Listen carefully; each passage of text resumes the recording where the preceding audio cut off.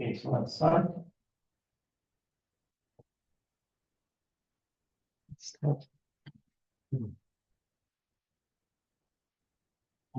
Okay, so last time we said the Wheaton index and so on, the existence of zero energy states and different quantum systems. So today we will discuss some other supersymmetry algebras,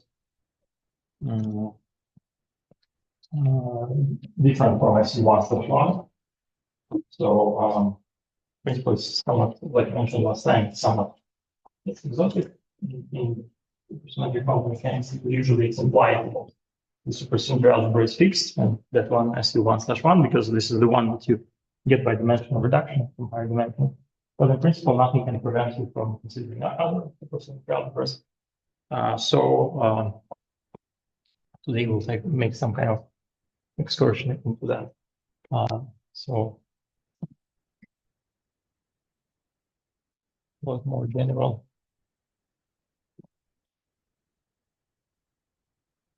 Each algebras.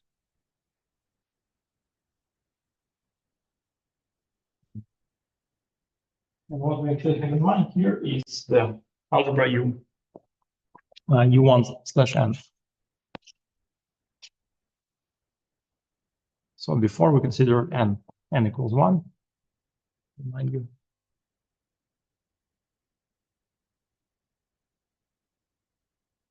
Now we will allow for arbitrary n. Well, if you recall the oscillator model, that is the way it was introduced. It allows for easily for this kind of generalization because now we have the symplectic manifold, super manifold M with symplectic super form omega, and now we set this. So we choose for M C1/n. So there's one boson and n fermions, and it's symplectic form.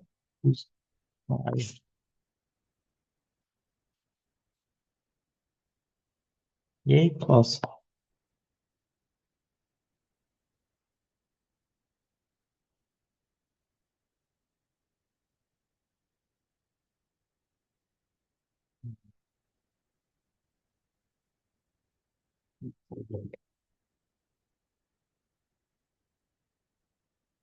so the action of U1/n. So there's actually an action of the group U1/n is on a vector I, which we call chi. It's just the vector of these variables. I will g chi, g times chi, where g comes to U1/n. And accordingly, we can compute the corresponding charges, meaning the moment maps for this action. So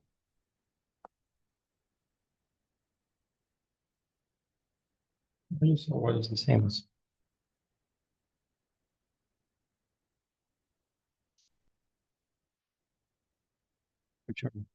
J?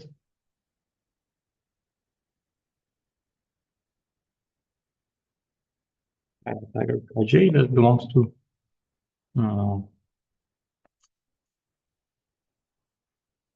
U1/n.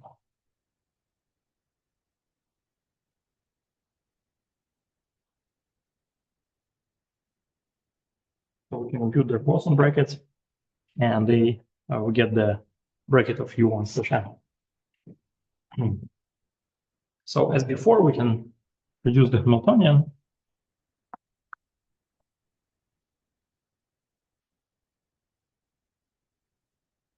H, the trace of this matrix L. This is A bar A.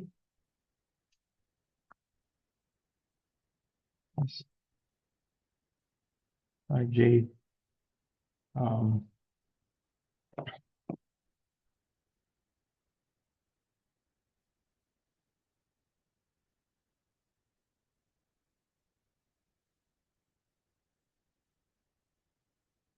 of size, some overall sample size, and also for future use, we will call this F. So it's the Fermi number.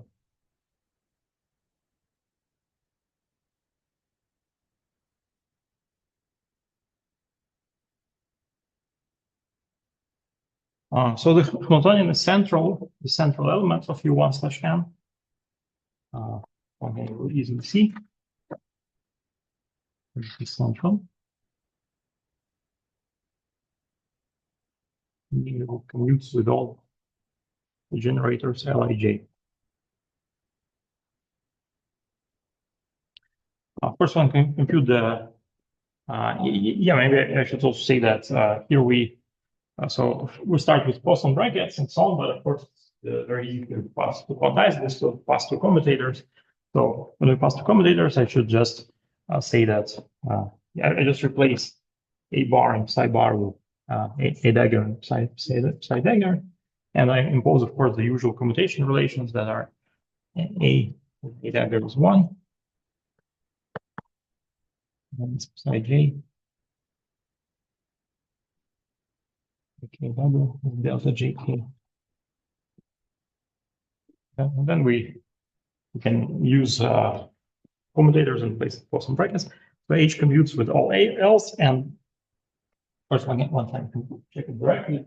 The reason is that actually H generates the U1 transformation, which rotates all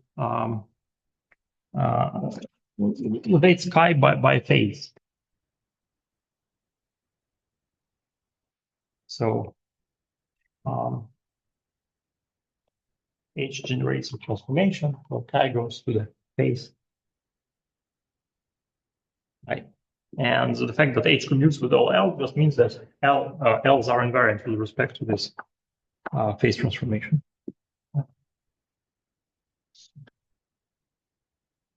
So now let's compute the spectrum of this Hamiltonian. So this is a simple generalization of the oscillator that we had before.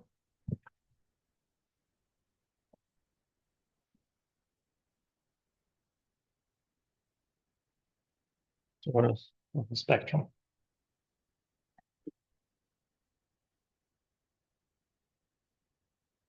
So first of all, there's a vacuum state, which is annihilated by all A's size, and has energy 0.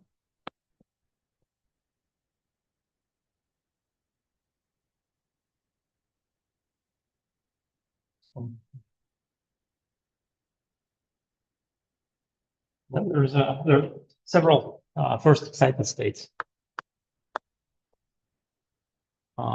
So remember, in the case of the usual oscillator, there were two first excited states that were excited by oscillator A dagger and psi dagger. Here there are several states because we can act with a dagger on the vacuum, or we can act with the raising operators of the Fermi. So 1 to n. So this has energy. All the states have energy 1. And so there are therefore n fermionic plus 1 bosonic. Okay.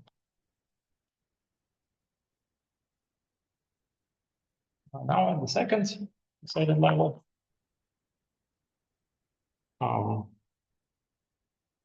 there are the states. Maybe it's not good to with one, just several states.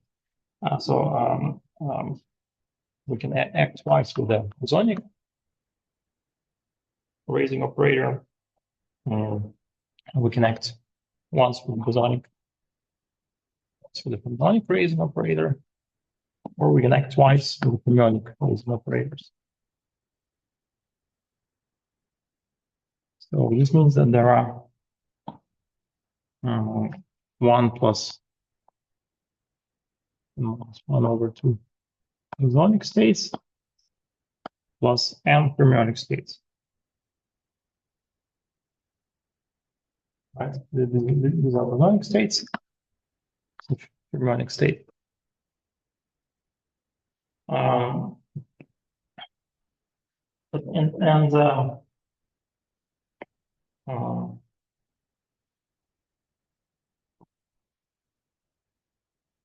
so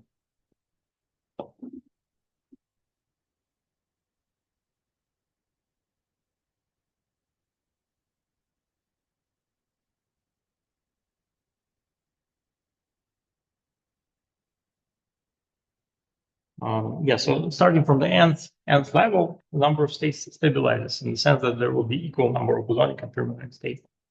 So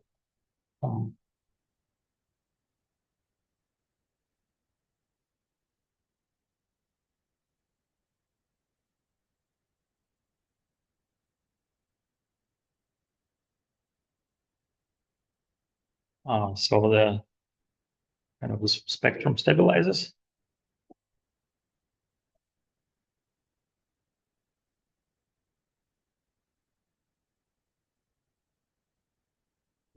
Take Hilbert space. In the sense that we're clear in what sense. So let's call it HM. Let's assume M greater or equal than M, and write down the corresponding vectors in the Hilbert space.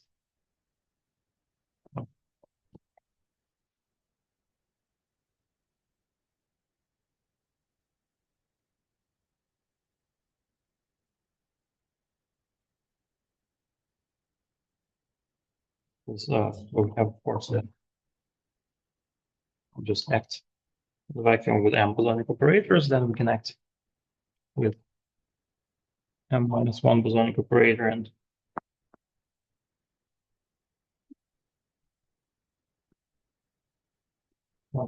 operator.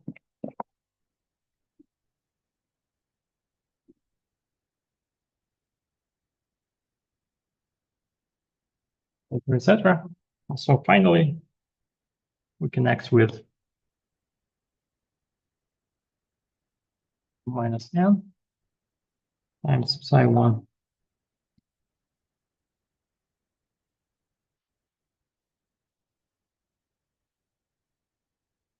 So we don't have more than n fermions. So let's here react with them, all of them.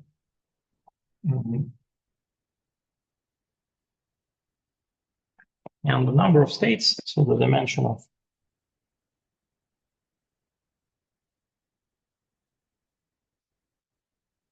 is so 1, C1n, C2n, etc. plus CNN, which is 1 plus 1 to the n, 2 to the n. So this kind of resembles the conventional as in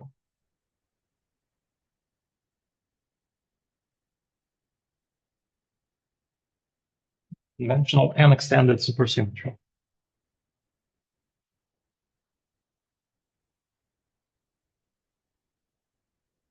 So recall that in the conventional supersymmetry, we have Clifford algorithm, so that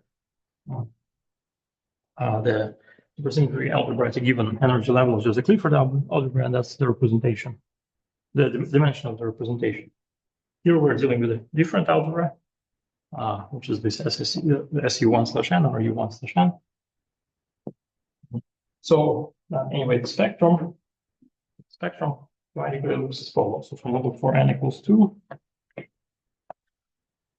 I'll draw the spectrum for n equals 2 as an example. So here we have energy. Here we have 0, 1, 2, 3, etc. So we have one state with 0 energy. We have 3 states with energy 1. And then we have 4 states everywhere above. So this is what we call like stabilization of the Hilbert space, meaning that everywhere above we will have 4 states. But here there are some exceptional cases. These are the exceptional cases where we have 1 and 3 states. Well, 3 because we have 1. I mean here 1 bosonic state and 2 fermionic states.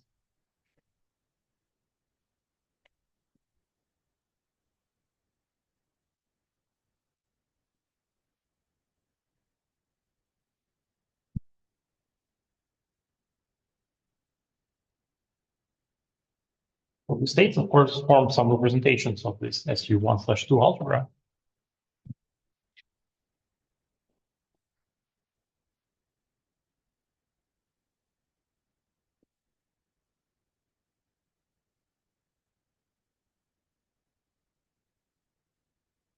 Let's compute the analog of freedom in this case.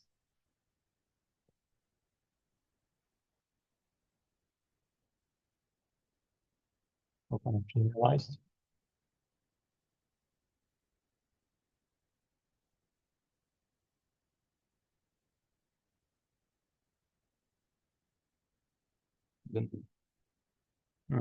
So we define it in the same way. Super trace over our Hilbert space H to the minus beta H.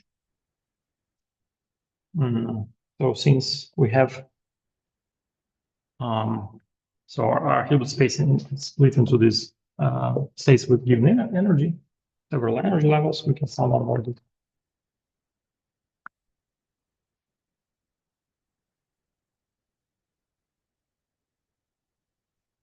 Beta EM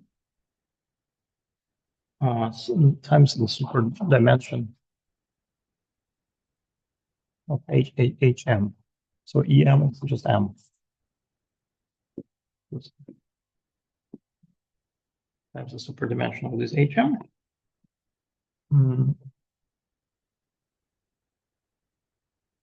So if M is greater or equal to N, and the super dimension of HM is same like that sum that we had before. So 1 minus C1N plus C2N minus etc. It's an alternating sum, so this is 1 minus 1 to the n, so this is 0. So, which means that the number of bosons and fermions are equal at this higher state.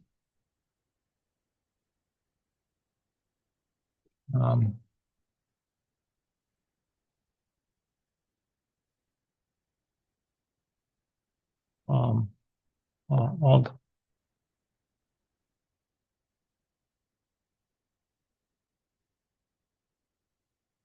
even states. But if m is smaller than n, then it's not so. So we have a so here the super dimension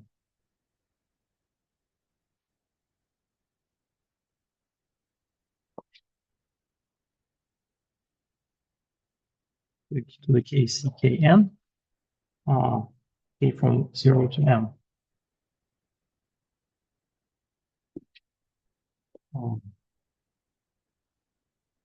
So we can compute this index. Let's sum 0 to N. Sum K from 0 to M.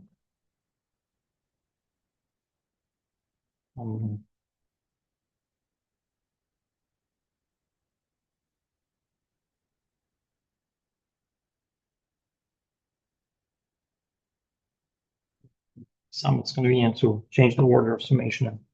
The order of summation, so we get some K from 0 to N. some m from k to n, e to the minus beta n minus 1 to the k to n. Now this is just a geometric series here. So this is equal to e to the minus k minus the minus beta minus 1 e to the minus beta. And so once you sum everything, you will find that this is 1 minus e to the minus beta to the power 1 minus 1. Anyway, just some sum that we need to do, and then find the answer. So it depends on beta. Yeah, it depends on beta, yeah. So for n equals 1, we return to the previous case where it doesn't depend on beta. But here it does depend on beta. This is beta depends.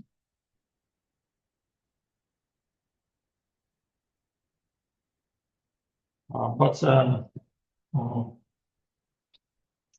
this beta dependence arises only from these unpaired levels, right? Because the higher levels do not contribute to the sum.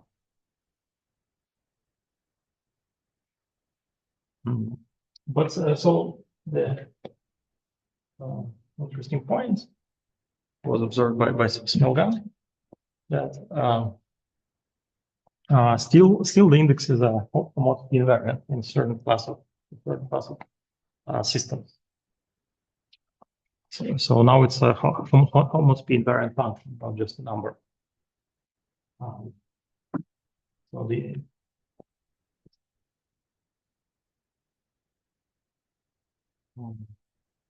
under some conditions,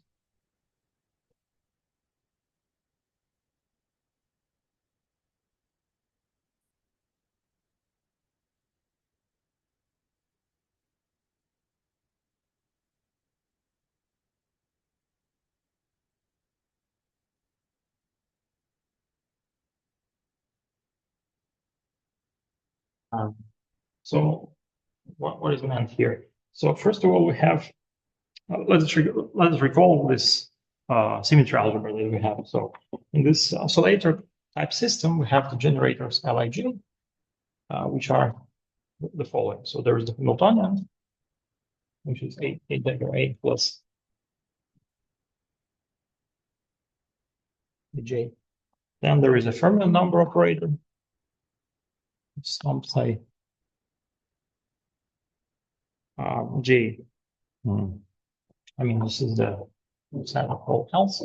This is U1 slash n of the right. So this, then we have the supercharges Q alpha.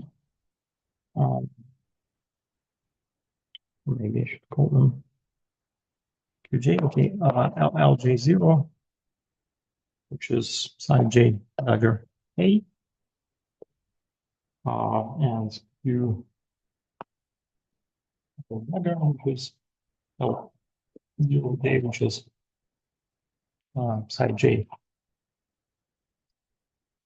And so we have the RJ, which are I dagger psi J and delta IJ over n F.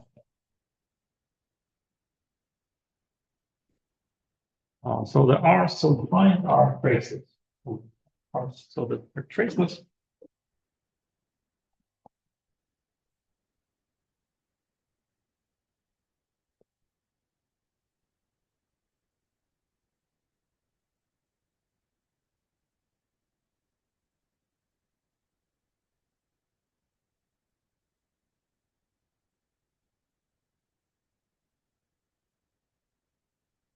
Or these traceless, so these are actually SUN generators, right? So this SUN subset U1 slash N generators.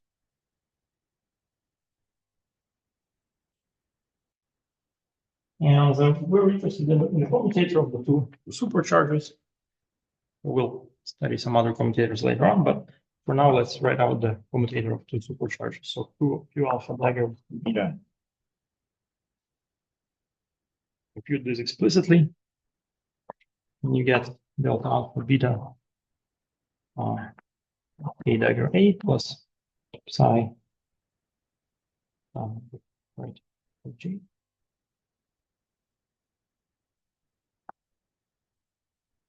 plus psi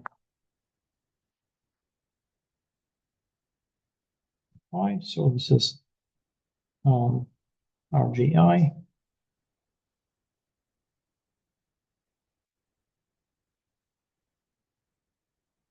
JH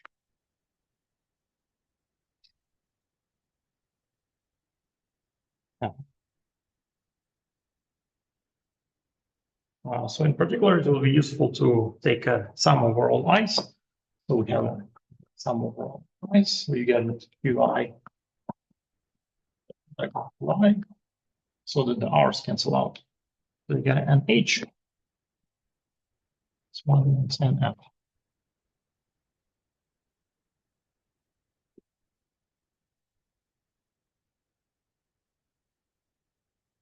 So, and then let us assume that the homotopy that we're dealing with, it deforms the supercharges and the Hamiltonian, but not F. Yeah. So this is the so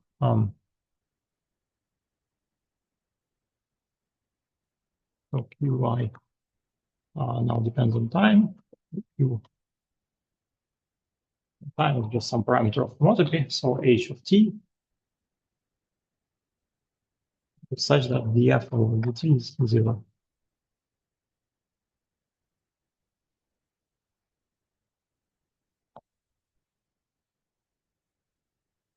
Then we can, by the argument that we had before, we can differentiate the index, and we get that this is beta times the super trace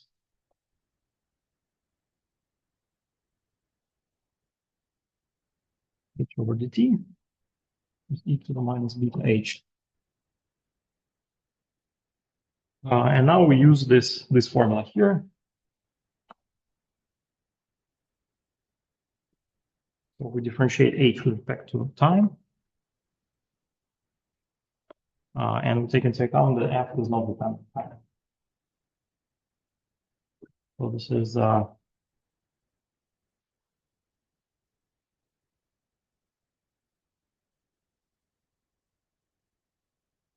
there's some y.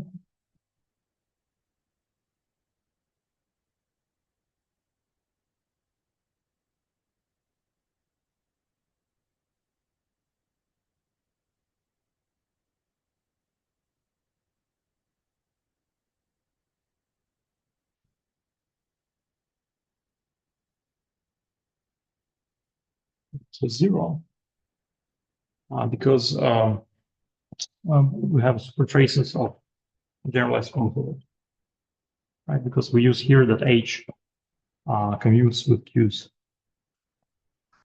We use the h still commutes with. So h is the central element, commutes with everything, particular commutes with q's, and you get this homotopy invariance.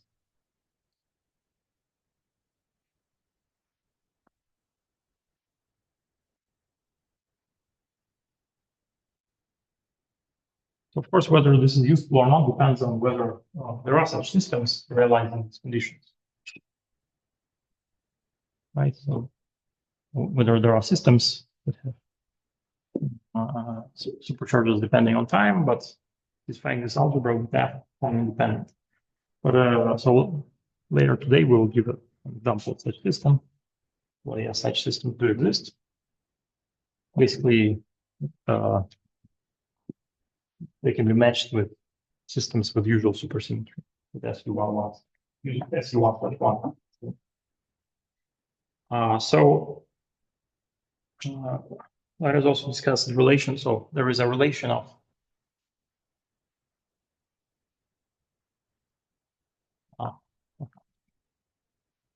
generalized with an index to the usual.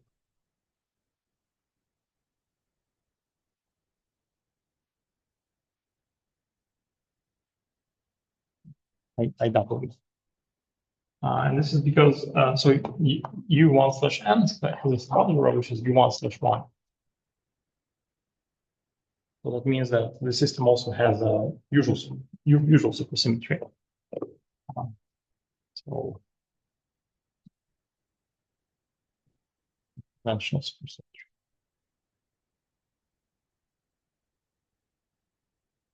You can also define the conventional with an index for the system. So how does one specify the U1 slash 1 subalgebra? Well, one picks a certain supercharge, for example, Q1. So we compute that Q1. So this is specified by one supercharge.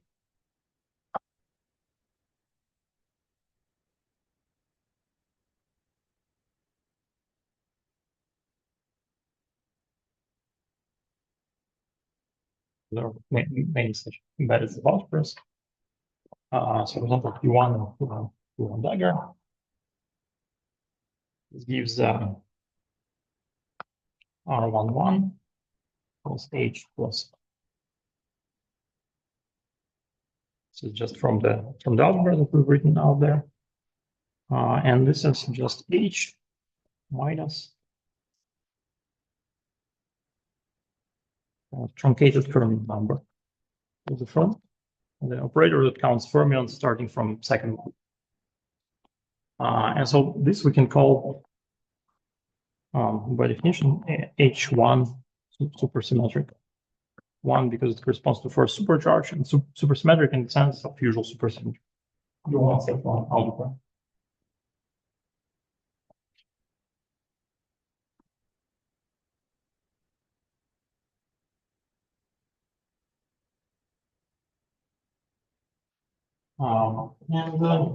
So let's now see what that's generalized Witten index is in this language.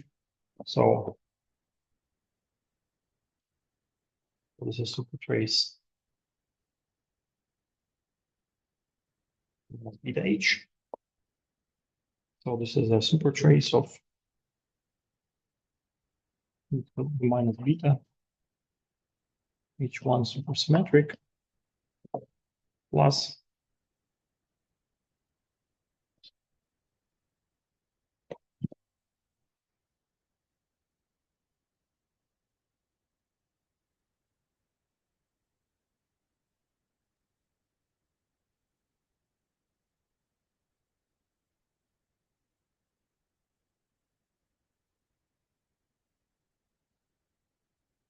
so you see this is our kind of supersymmetric Hamiltonian, and this is some operator that commutes with the Hamiltonian and with the supercharges. This is some operator. We can call it prime or such that it commutes with alpha. Commutes with Q1. And therefore it commutes with Hamiltonian.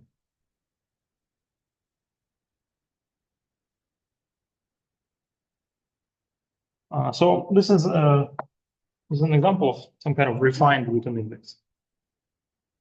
Yeah, so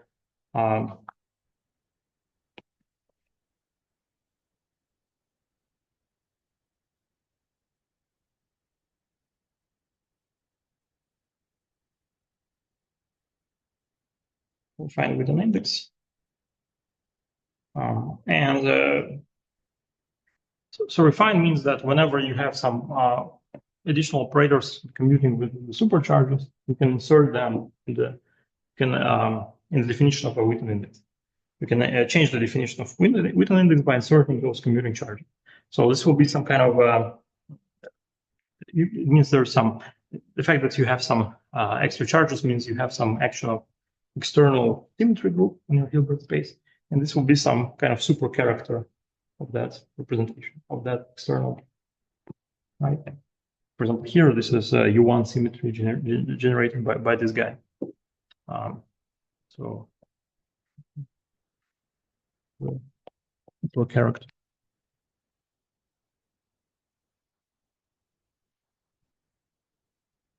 Global symmetry G, global symmetry.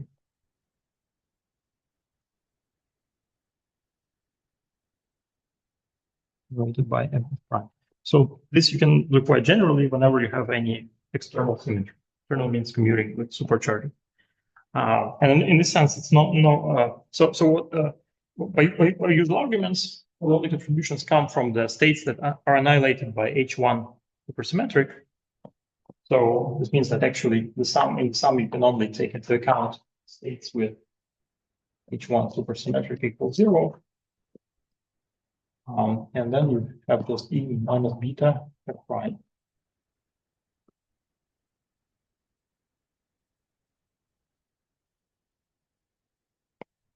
More explicitly, so this is sum because f prime is the fermion charge, so it can only take values from 0 to n minus 1, right? So this is the sum from 0 to n minus 1, e to the minus beta n times the super dimension of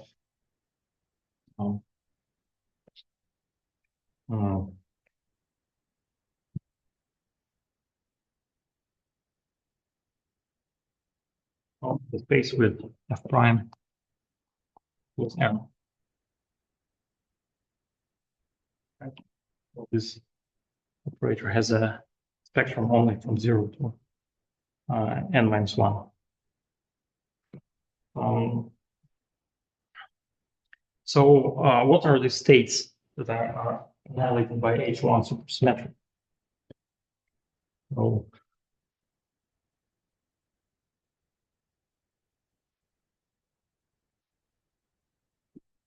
So by usual arguments, supersymmetry, this means that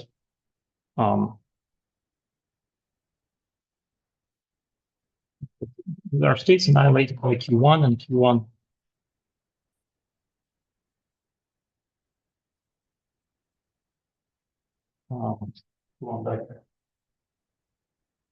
So notice, so these are so-called BPS states in physics terminology. And in math terminology, these are atypical representations.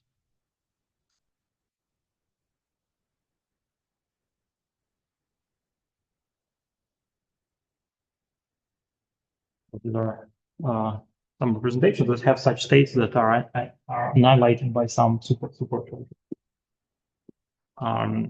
So this is possible because of the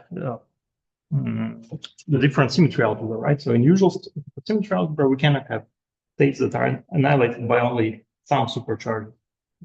Because if a state in usual supersymmetry algebra, I mean U1/1, if a state is annihilated by Q1 and Q1 diagonal, then H is 0, but that means it's annihilated by all other supercharges. But here, because the algebra is different, you can have such situations, and those several few excited states are realize that situation in explicit setup. So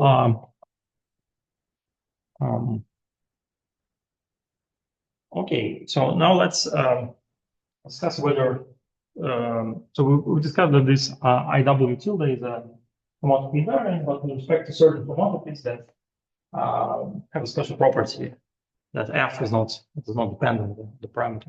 So let's check that such situations actually exist. So that such deformations exist.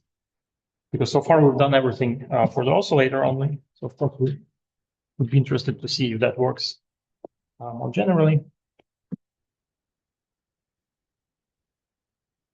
So far we've explicitly worked out the oscillator, and we've proven that this index does not depend on deformation.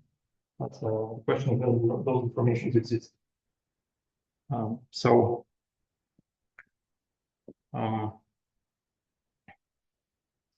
so explicit information. So let's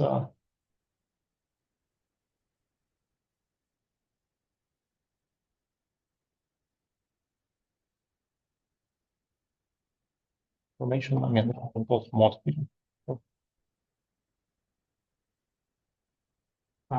So remember how we passed from the oscillator to a model with general potential, right? What we did in usual n equals 2, replaced the say annihilation operator by a generalized operator A, which was d over dx plus prime of x.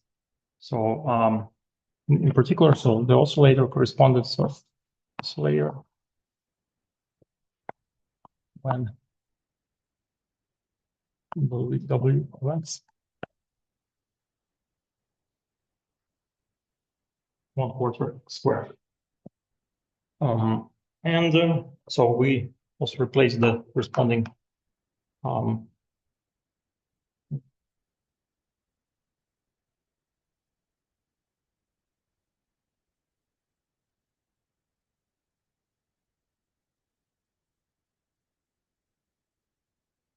yeah, so yeah, here we have y which are psi on dagger A in the case of oscillator, so we might as well just try qi equals psi I dagger d over dx plus W prime of x.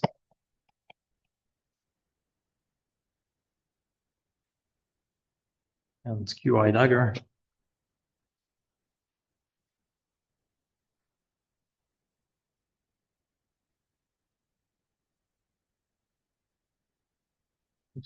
Question mark. So that won't work because the algebra won't fall to SU n/1 because if you compute you with the dagger, of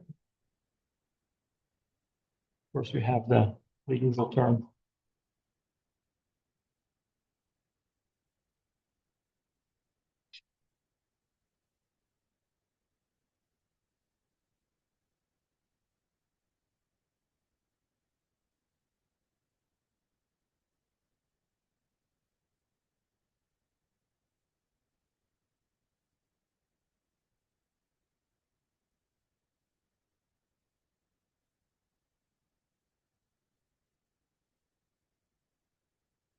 But you see now in front of the term quadratic inference, we have now some function. IG, not out. Yes, G. So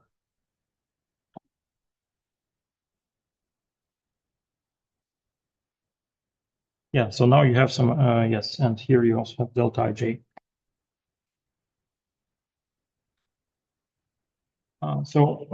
Yeah, the problem here is that now you have some function of x standing in front of the fermions. So in the case of the oscillator, this was just a constant, but now it's a problem. So it doesn't be close to the SU n/1 algebra. So when you start commuting this guy with various other operators, you'll have some kind of beast generating many more terms. This doesn't work exactly that way. So some modification is needed. And let's discuss this modification after the break.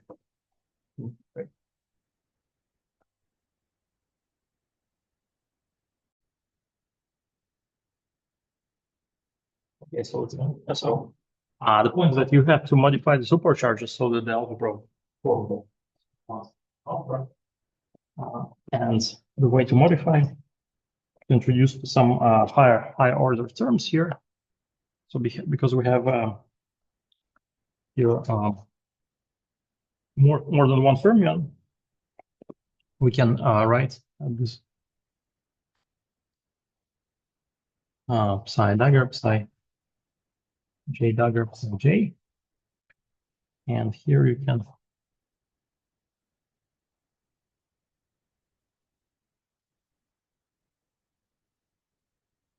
I.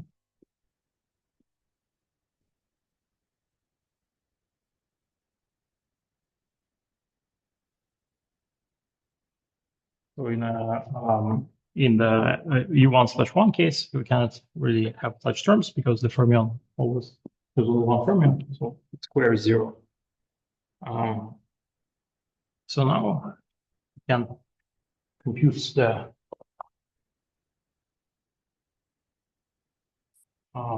UI.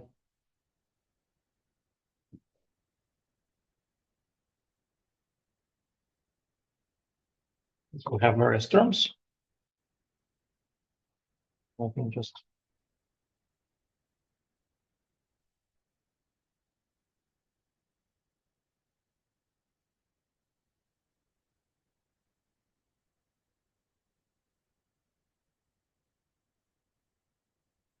the nasty term that we kind of don't want to have, but plus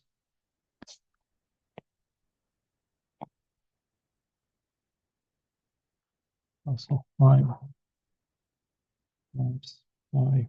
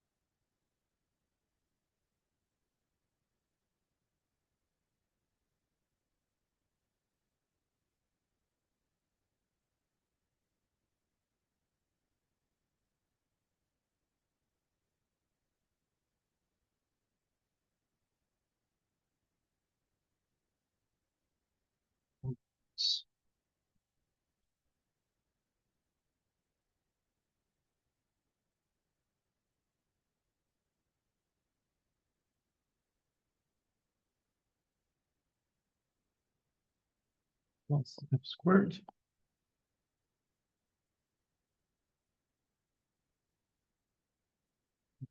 AJ.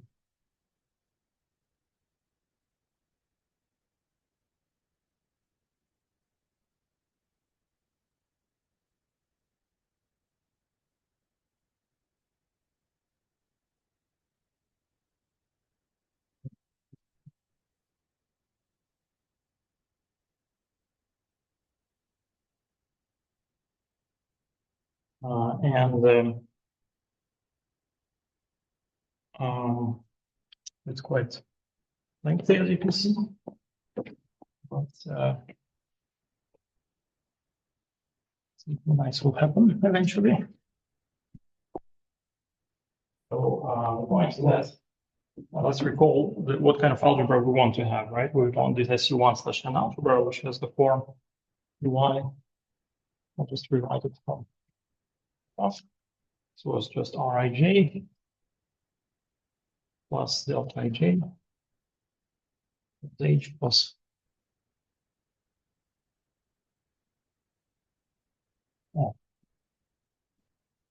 and Rij was this term quadratic in the fermions. Rij, oops, I diagram. J minus delta ij over nf. So this algebra in this commutator so far doesn't look like the one above, but we should look at the terms quadratic in the fermions. So you see the terms quadratic in the fermion, they determine this Rij operator, or what stands in front of Rij, and we want it to be constant, namely 1. So basically the idea is that one can fine-tune this function f and w prime in such a way that the coefficient would be 1. So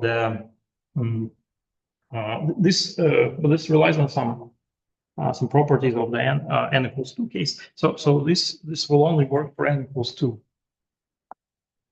Is on that. Because if you have more than 2 fermions, again, you can add here some extra terms with, say, G, psi I dagger, psi whatever, say j squared. Same thing here.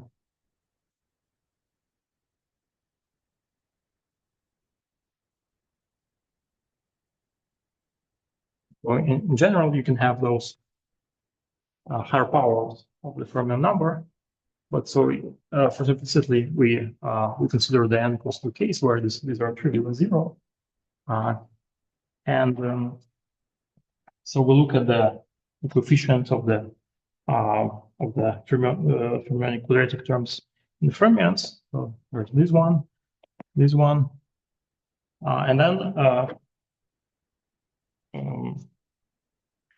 and then you have to use some identities to rewrite these terms in terms of f and in terms of the quadratic terms. So the point is that for n equals 2, there are certain additional identities in various fermionic operators.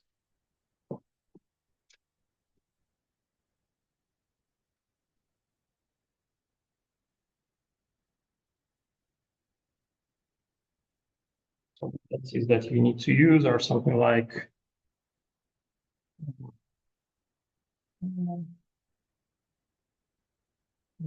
this. So, for example, you have so you should use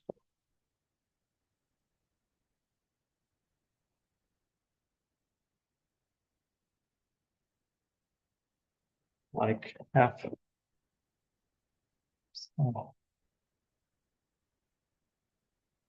j is psi.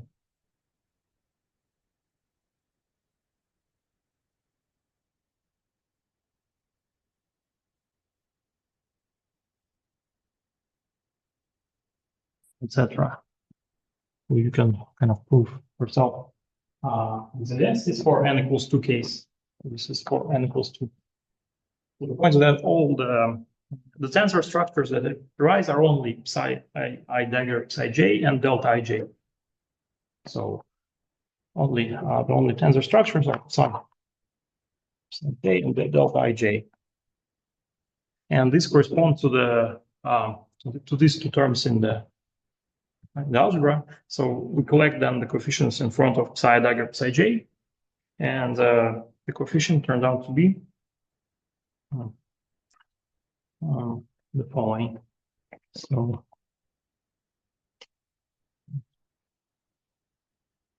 I get an identity of the form, so it's 2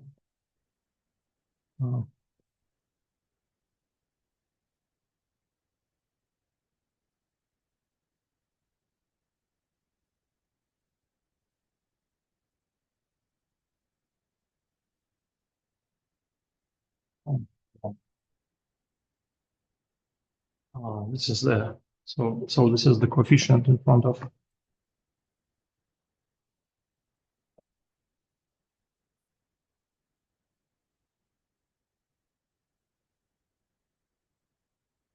and we set it equal to 1. And interestingly, so you can notice that this is this will look much nicer. So introduce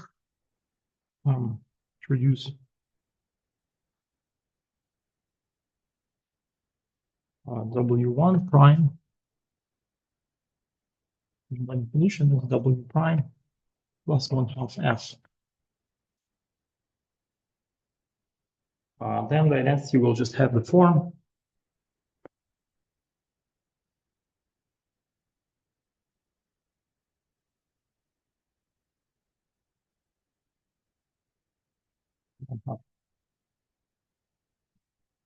red identity just takes much nicer form.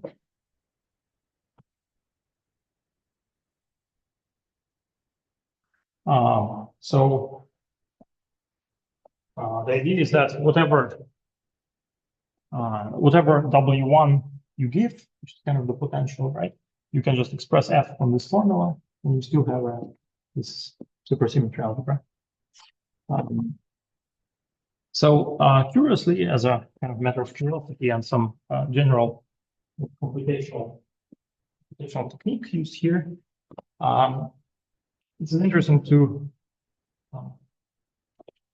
pay attention to why why this shift, why this redefinition of W arises here. So the point is that this can be totally attributed to a choice of ordering. So the shift, I mean, this shift, it looks a bit weird that we started with some simple definition of supercharges, and then somehow everything, the formula suggests that we should have used a different W instead of this one, right? Because this makes things much simpler. And the point is that this shift is attributed to ordering. So the idea is that one can, so the shift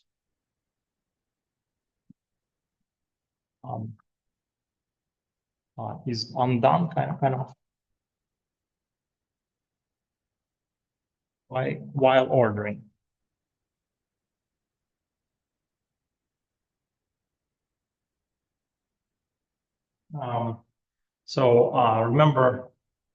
Remember we had these cubic terms in the supercharges, which are of the form dagger psi k, dagger psi k. So terms. So these terms give rise to some ordering problem.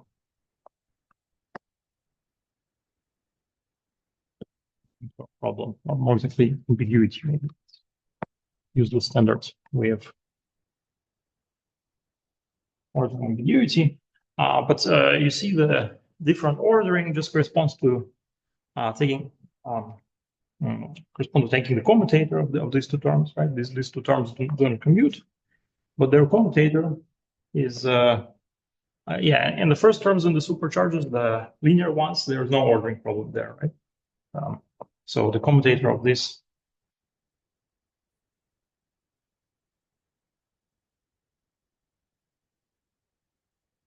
minus psi I dagger, right? So this means that the different orderings correspond to a change of redefinition of W prime. So this is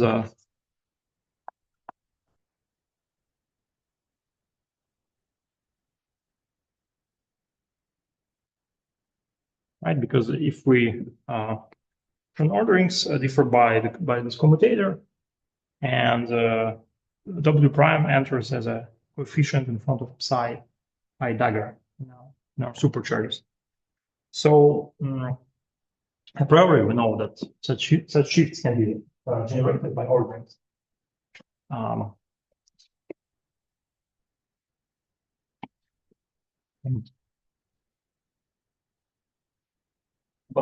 the idea is that it's better to work with while ordering. Often in supersymmetric systems, it's better to work with while ordering for whatever reason, like they give the most canonical answer, the simplest answer.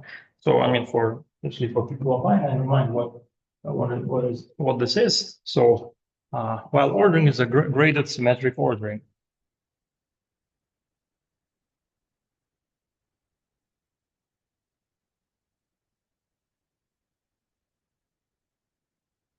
What that means, for example, if you have a classical operator A dagger A, you want to while order it, and this is 1/2 dagger A plus A dagger. So it's A dagger A plus 1/2. So we recall from quantum mechanics that we have also normal ordering. Normal ordering is when you just write A dagger A. You can also have anti-normal ordering, which means you would write A dagger. But while ordering is the intermediate between these two, and this is gives the shift by 1/2. So in case so graded means takes care of the ferment or anti-commuting variable. So grading. So for example, if you have psi dagger psi, while ordering, this is 1/2 psi dagger psi minus psi dagger. So if you treat this psi dagger as numbers, you just get the minus sign over whenever you permute them. So this gives psi dagger psi plus 1/2. So I mean minus 1/2. And then if you have more complicated combinations,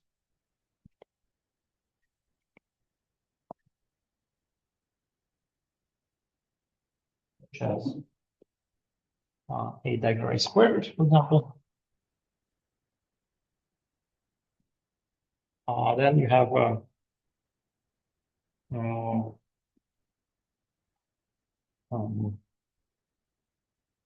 so we have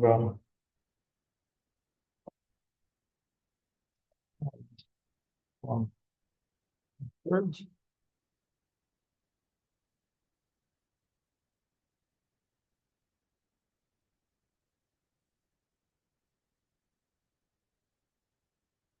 We should have 1/3 factorial times all permutations, but there is a there you can interchange to a's, so there's a factor of 2.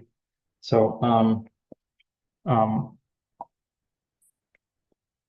so let us apply this to the operator that we have. So we have psi alpha, psi I dagger, psi j double psi j. So let us while order this operator. The next size, you get 1/6, 1/3 factorial, and then you have all these different terms. So this is psi I j plus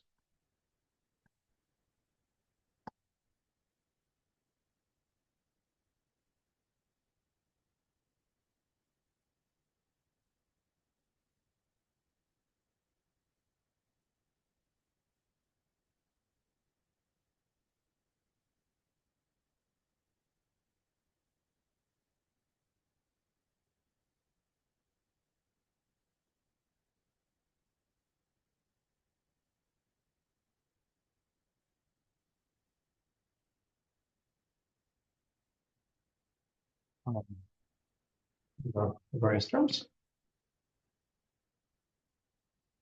More likely this correspond to so this is 1, 2, 3. This is 2, 3, 1.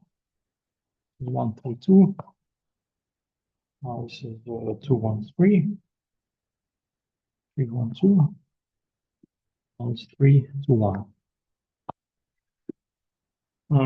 And so then you bring them to the canonical form. So I mean, we want to compare the wild ordered term with the one ordering that we used. So this is the ordering we used here. So we kind of commute all these guys, and we find that this is psi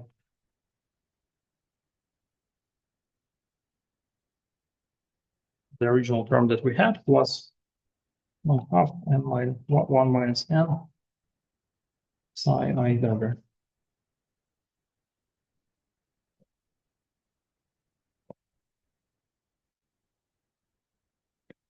So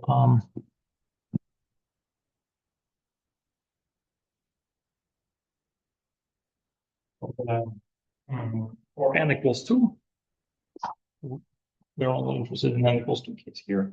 So we get that's q qi, so the supercharges. They have the form psi I dagger dx as w1 prime. So now let us define the supercharges as with the potential w1, but using while ordering. So then we have plus f of x, and then we use this formula for the while ordered.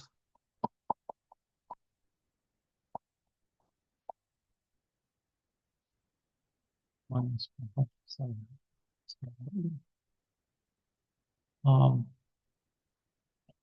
and then we realize that we're looking at the linear terms.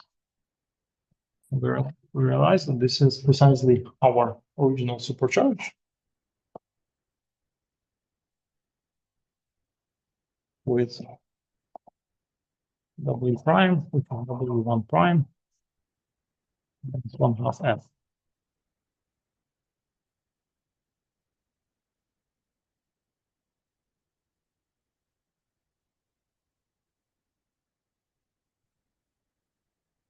So, if we use while ordering, we would, if we use this supercharge with w1 prime, we would automatically get nice looking formulas. That's the point. And this will apparently hold for all higher values of n. And we'll encounter the different orderings when discussing sigma models. Also, they are a bit of importance in classical to quantum theory.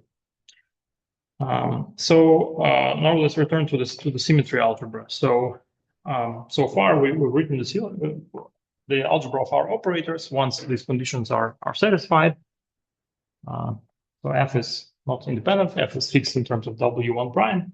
The algebra is Qi, Q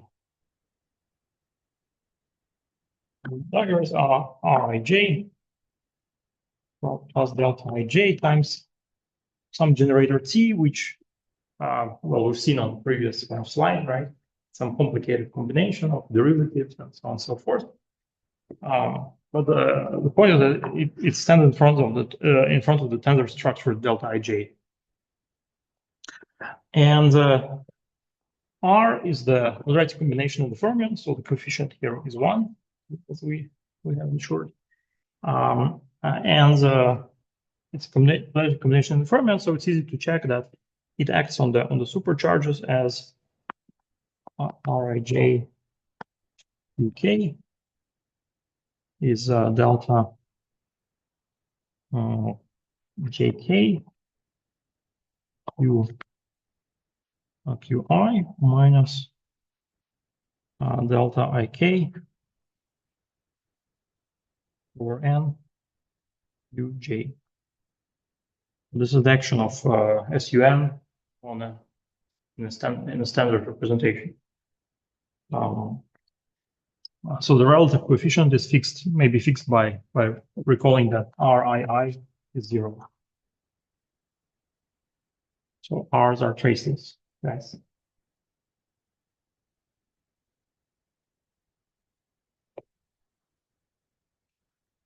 So so far we didn't really specify T, so T is what comes out of this anti-commutator, some complicated thing. But we know that T somehow should involve the Hamiltonian, so it's important.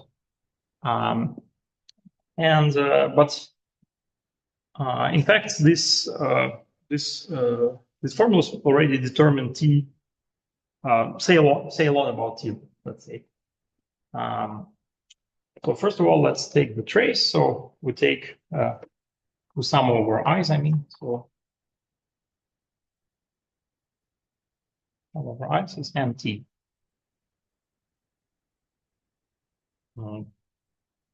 And so therefore, for example, it follows that T commutes with Rij. Why? Because Rij generates SUN rotations. And you see that T is a SUN invariant. It's the square of a vector kind of. So if I rotates as an SUN and I dagger conjugate representation is invariant. So you don't really need to check it, it just follows from here. One also can find the commutator of T with the supercharges from this formula, and from using the Jacobi identity. So let's compute. So N beta T with Qi Qj is commutator of sum Qi.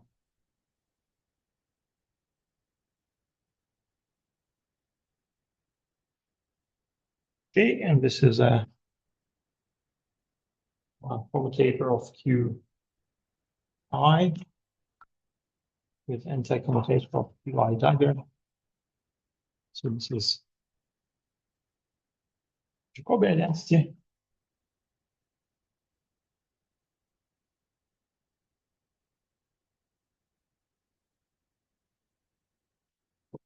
And then we use here we substitute here in place of Qi dagger and J, we substitute substitute this, right?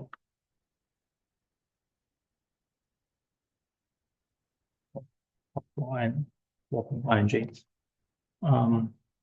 So what you get is commutator of Qj with T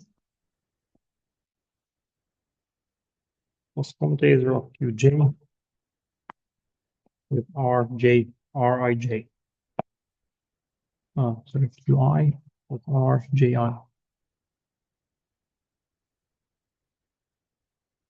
substitute this here. And in the first column, QI. Hmm? In the first column, QI. UI? No, it's delta IT. I said Yeah. Okay. I mean, J is the index, I sum over I here, yes? So I mean, sum over I. And here also sum over I.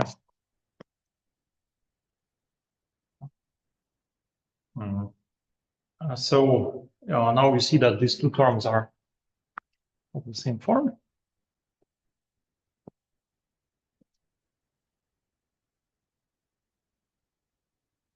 So what you actually get is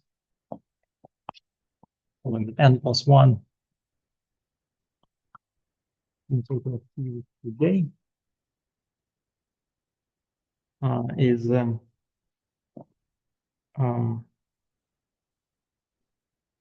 so n plus 1 is q is this guy of sum over I data of qi with rji.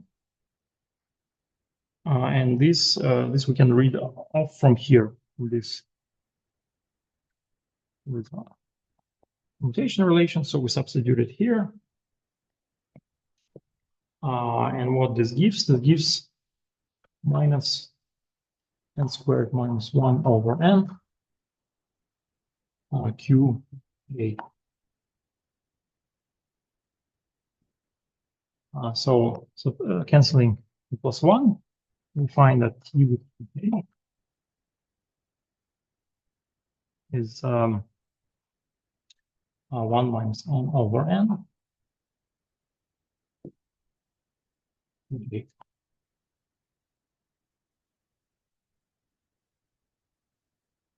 But recall that we also have the fermion number operator, F, which has very similar commutation relations. Right? So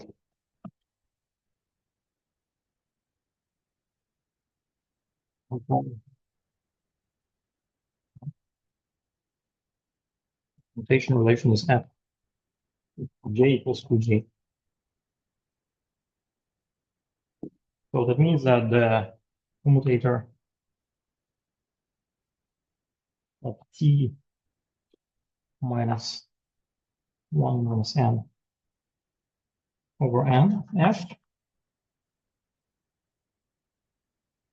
with Qj is 0.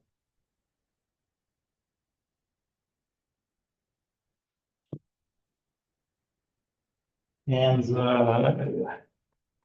so F commutes also with all the other generators.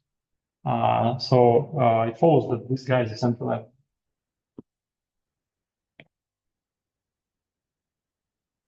So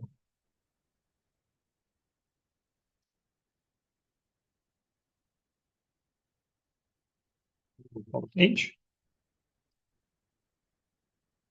central. So commutes everything. So basically, I'm saying that here doesn't really matter what T is. We can just define the Hamiltonian by this combination, and it will automatically commute with everything just from general properties of the algebra. But of course, I mean, if you want to, I don't know, diagonalize it or something, you might be interested in the explicit form, but you have to. But this is only when it goes to. Yeah, this is for n equals 2, but yeah, I mean, no, I think this argument goes for arbitrary n. Like I've just done the calculation, right? So here we didn't use n equals 2 anywhere. What was related to n equals 2 is the fact that you can tune the coefficient to 1, and that will in general require including those higher powers. But starting from the algebra, doesn't use the fact that n equals 2 anywhere. So yeah, this will be central. So this is actually like if you include H and F, then this is U1/n algebra. Probably speaking, you can think of H as being the unit matrix. H is kind of one unit matrix in U1/n, and F is a generator which has like 0, 1, 1. I mean, if you represent the U1/n algebra in terms of n+1 by n+1 matrices, this is how they will look like.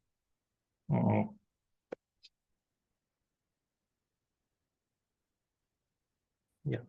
So notice that there is some funny thing that in SU1/1 case, this guy was an SU1/1. Supertrace was 0, and the supertrace of this guy was not 0. So we had to, when we included it, we get U1/1.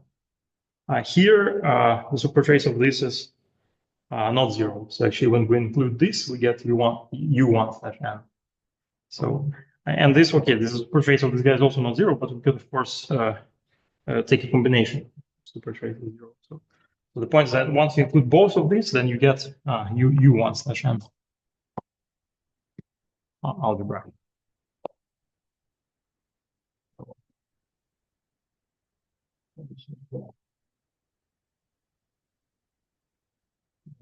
So the moral of the story is that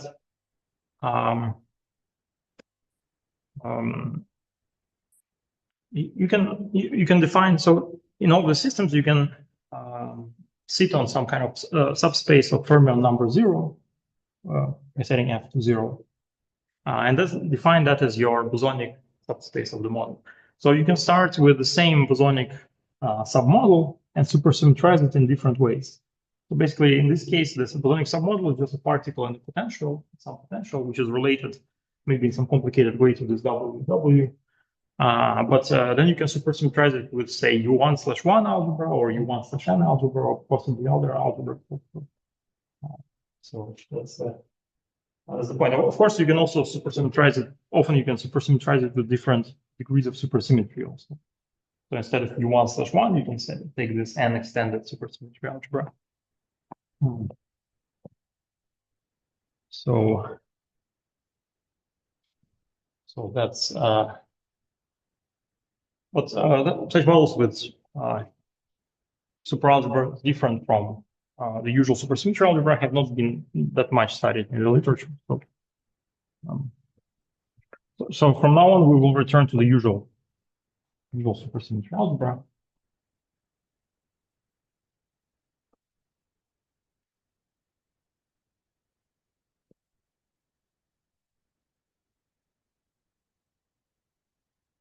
We don't have that much time, but it's okay. We can start the topic. So which is so the next topic is a superspace.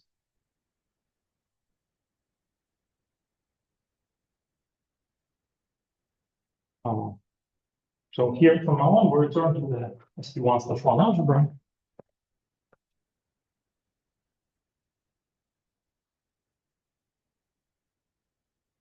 Or possibly even for the start, even for its rudimentary n=1 version, or even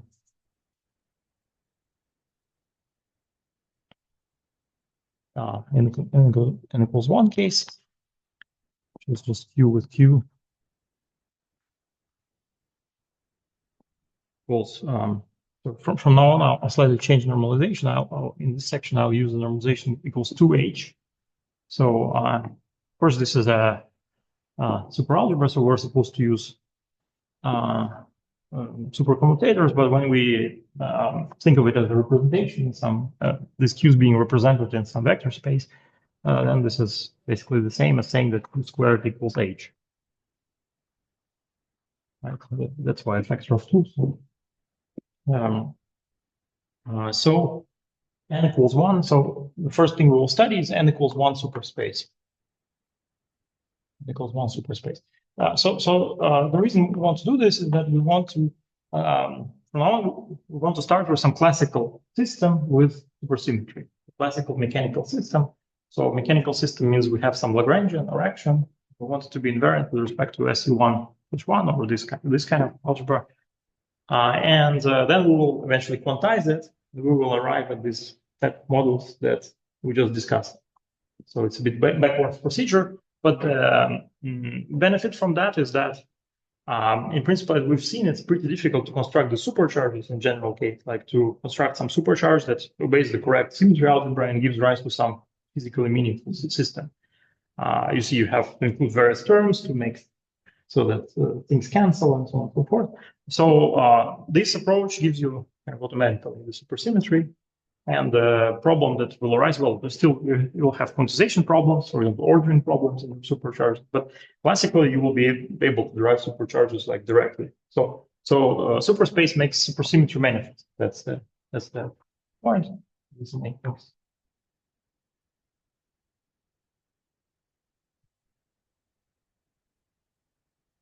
And this is mostly used for classical systems. So it's probably correct to say that mostly we will, for now on, we restrict to classical mechanics.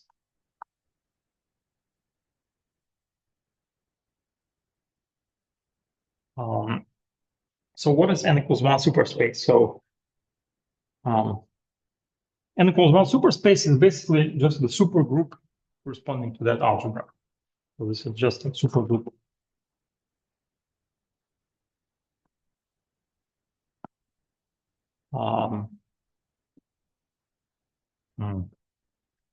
G. By definition, it's just exponentials. Those th plus theta cube.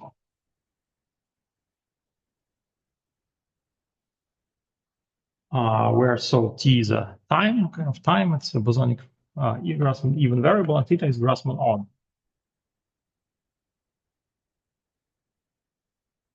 We discussed the concept of this Grassmann envelope. We take linear combinations of even elements with even variables and odd elements with odd elements. And you take exponentials of them, so you can take the product of these two guys to will combine correctly. So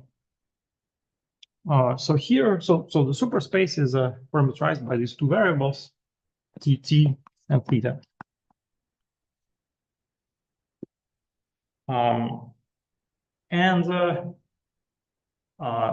There are in superspace there are superfields. The superfield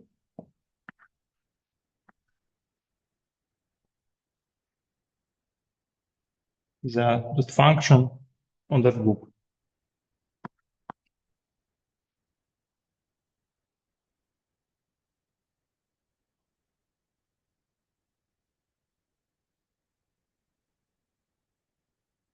So we will denote it by phi, capital phi. So it's a function of the group element. So it means just a function of t and theta.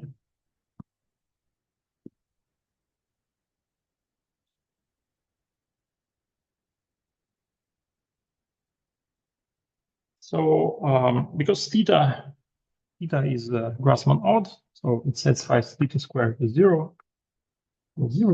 So we can expand this phi in a finite series in theta. More exactly, it just truncates after first term, which is phi 0 of t plus theta by the 1 of t.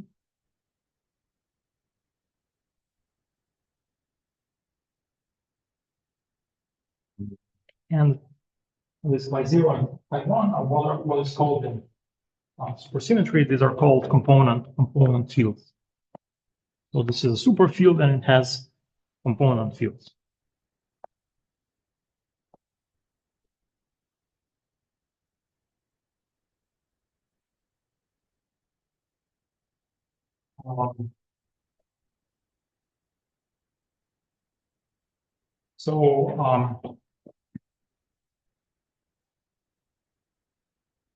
So the supergroup acts on itself, and therefore it also acts on function on the superfields by left translations.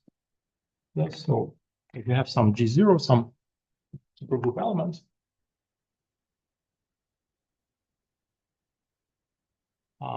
it sends a function, so phi of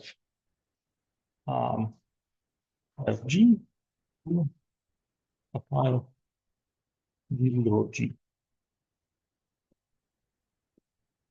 So maybe we should write that G is a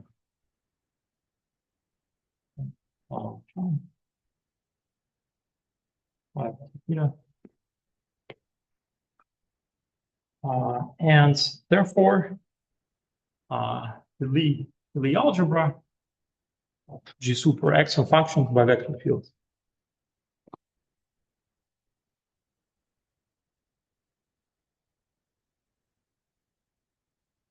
So by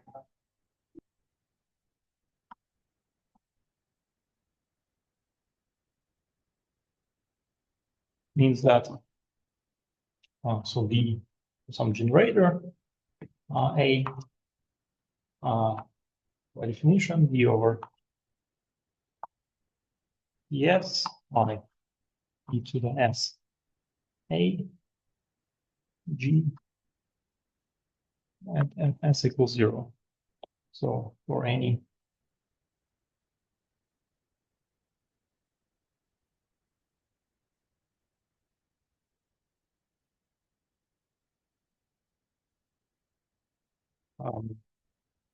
so in our case, we just have two generators, so we have to write out those vector fields. But I think we'll already postpone it for next time. So the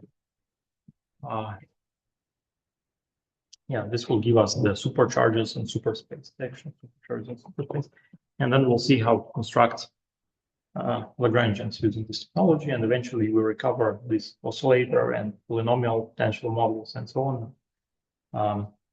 So I think next time we mostly discuss n equals 1 superspace.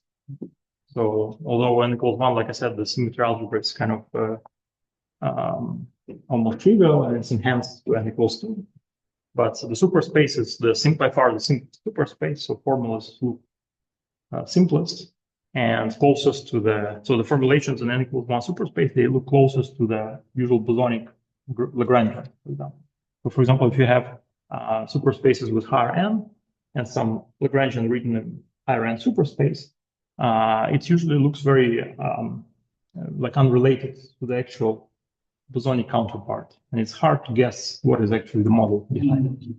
But in n equals 1, it's basically some kind of almost one-to-one correspondence with the bosonic models. So that's why it's often useful to return to n equals 1 and to start from n equals 1. So we'll do that next time. Any questions?